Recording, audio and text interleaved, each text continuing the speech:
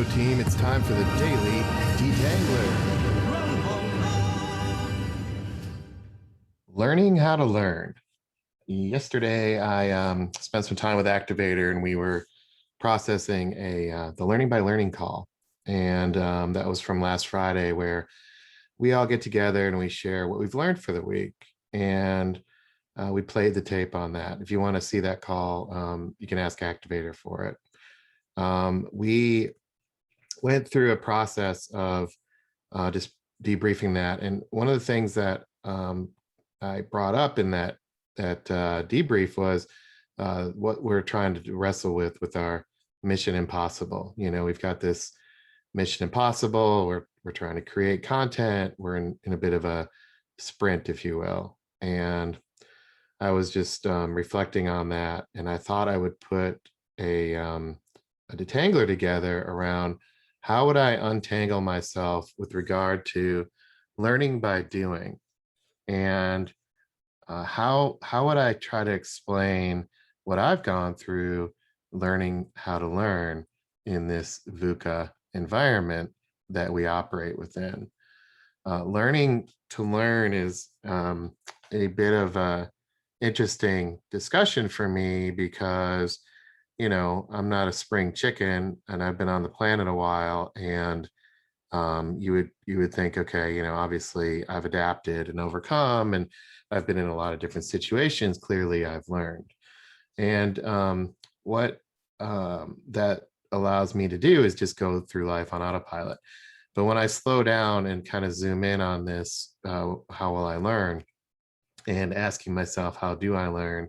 And what did I learn? And having other people ask me on the team, it's created an awareness that not only is learning happening constantly, but there are a lot of factors at play in our current environment, which is volatile and uncertain and complex and ambiguous. We have objectives that require me to learn differently. We have results that we need to achieve that are very, very, very aspirational, and there are not a lot of people even talking about what we're doing. It's very innovative. I get a lot of direct feedback and coaching and support, and we're using different technologies, and there's just a lot to figure out. So being a human, obviously I'm adapting and I'm learning, but there's a lot of unknowns in that, and there's a lot to figure out. So I thought I would, you know, double click into this and try to work through what is the challenge that I've had in making this pivot to building something in an ongoing fashion that we can provide to Catalyst. By that, I mean this idea of we're creating something from nothing continuously. It's not a moment in time. So I'm going to lean on the backward bike. And in that video, on the backward bike video, you know, Dustin shared that knowledge does not equal understanding. And that's the challenge that I have. My knowledge does not equal understanding in how to go about things. There's a way in which we can figure things out and be innovative. What does that require? How do I go about that? How do I create something from nothing? How do I embrace the ambiguity? Because I don't know if you know, but one of my kryptonite items is ambiguity and not knowing. So how do I lean into that? What does that look like? So last night I was at dinner and I asked my son, hey, how do you know you've learned something? And, you know, he's 11. So he said, I learned because I did it, which is pretty much the universal answer, right? I mean, I don't know about you, but the first time Activator asked me that, it's the same answer. And I'd be willing to bet that if you asked 10 people, how do they know they've learned? And they'll say it's because I did something. So, you know, putting myself in that position, and I'm going to ride the bike. So how do I know I've learned to ride the bike? Well, there's some things that I need to acquire. There's some inputs I need, and then there's something that I've done or output. So I'll just use this simple input output model, and let me see if I can untangle myself with regard to What does it mean to do it? What does it take to do it? And what things have I acquired, and what things did I achieve? And then when I thought about this, my question that popped into my head is, well, where exactly does learning happen in this type of thing? If learning is because I did it, is it just magic? Did I just magically do it? Right. And if I'm going to go mountain biking, and I've never done it before, how do I know I've learned to mountain bike? Is it just because I did it, or is there something else happening? So when I zero in on this idea of learning because I did it, what does that look like to me? Well, I'm going to get on the bike, and there's things on the input side of that. So there's things I've acquired. Now, I'm going to, if I just pause there and slow down for a second and ask myself, is learning happening when I'm acquiring something? What am I acquiring to ride the bike? Am I acquiring? Is that learning? Is the acquisition of knowledge learning? Um, when I'm learning the backward bike, am I acquiring anything in that? When I'm learning how to mountain bike and I've never mountain biked before, am I acquiring? Is that learning to acquire knowledge about how shifters work and derailleurs work and all the jargon of a bike? Is that learning? What about hopping on the bike and seeing what happens? Is that learning? And then if I actually ride the bike through the trail, am I learning there?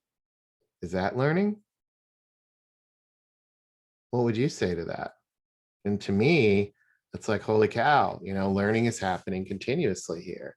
It's not just I've learned because I did it, it's I'm learning because I am doing it. But that's not how I think about it. I said, how, the question is, how do I know I've learned? As well, because I did it. I wasn't thinking about these variables. And that is the challenge with my background. My muscle memory is around this idea of traditional learning. And traditional learning is much like the backward bike. You need to know, you need to understand, you need to perform. This comes out of the backward bike. It comes from the catalyst conundrum.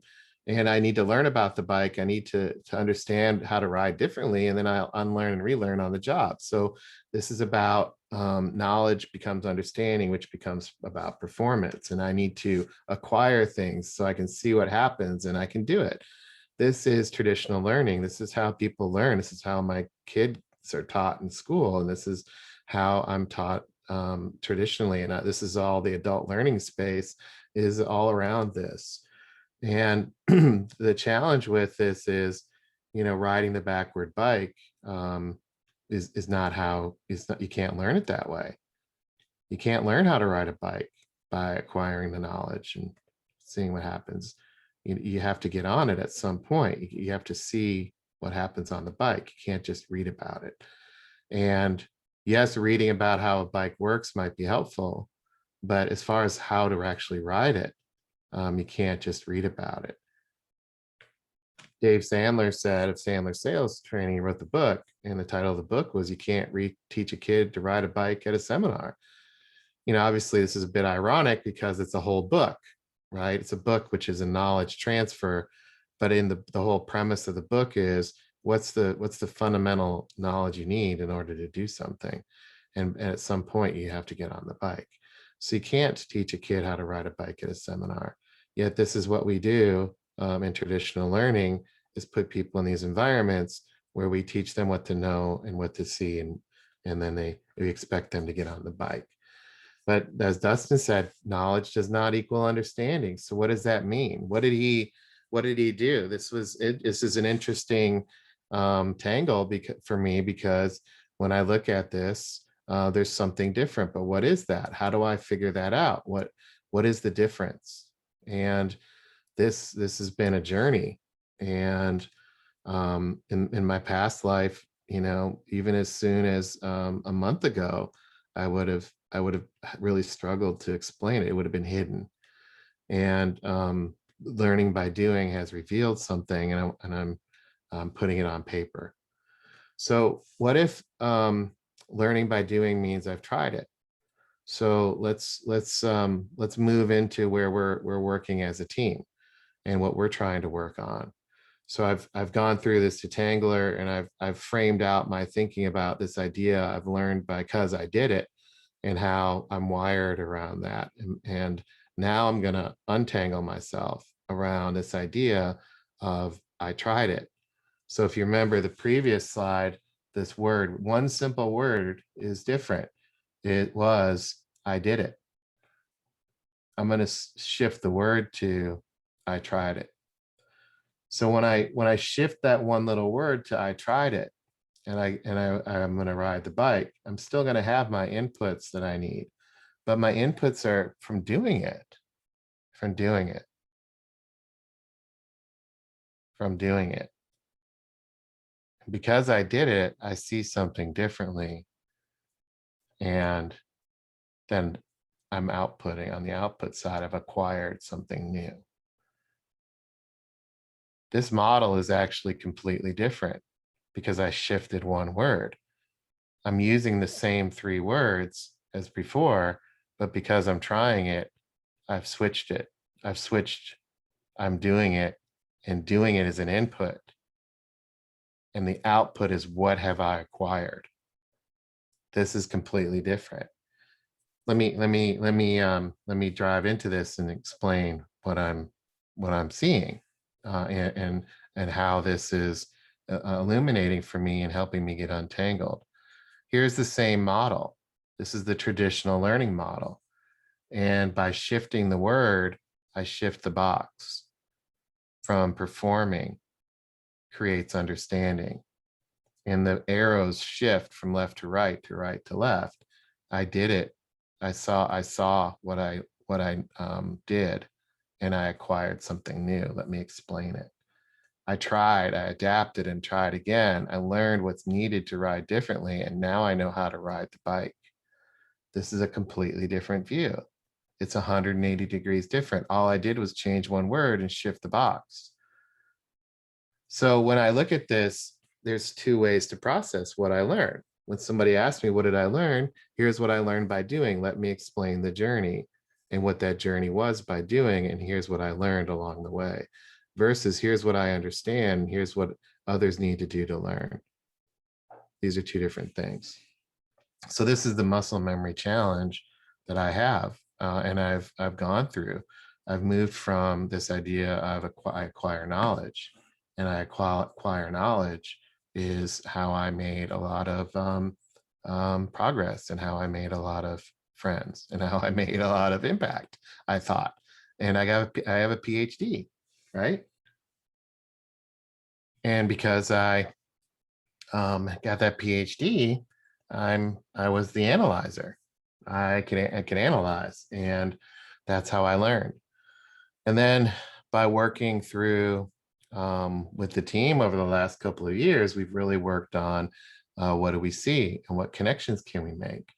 And I learned by synthesizing, and I synthesized a lot of stuff. And I kind of learned how to jettison these knowledge structures in my head and work on seeing connections and synthesizing. And now it's about the experience, and how do I participate in that experience, and how do I become a player on the court, and what does that look like? And this is an evolution of my learning journey. And each of these have been massive pivots. These are not, oh yeah, I'm a player now. Um,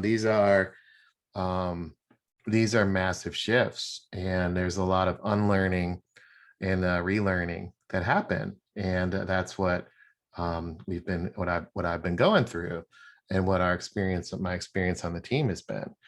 Because as the analyzer, my learning came from filling the gaps. That's how I equated my ability to learn. Was I fill more gaps, and I learn and lean into what other people have done, and I find the differences and the outliers and what's wrong, and I create information so other people also have what they need to know. And I acquire knowledge from other professionals at other professions, and I share it, and I regurgitate it. And that's how I learn. And I was actually rewarded for that in a past life. And when I look around in the commercial system, there's a lot of analyzers in the training space. Um, and then when I look at my evolution to how do I become the synthesizer, it's about learning comes from seeing the parts and connecting knowledge into new understanding and sharing what's happening and relating inputs to previous situations and seeing the impact of information and process and past experiences and creating something new by bringing all this together. And bringing all that together is, to me, what a lot of people in marketing do. They synthesize, and that's a lot of learning is required to do that. It's a lot of effort. It's a lot of skill to synthesize and then quote unquote make things simple and quote unquote give people the answer. That's a lot of effort. It's a lot of mind power and brain power. And then the evolution to the player, how do I get on the court? Learning comes from playing the same game as others. That's a different type of learning. I'm on the court. Look at this picture. I'm on the court. The ball is flying at me. All the lights are on me. I immerse myself in realistic situations, and I embrace what's uncomfortable, and I'm sweating because I'm running around on the court and I'm competing, and I'm learning to learn by failing faster, and the spotlight is on me, and I have to get comfortable with that. And that's how many people in sales are.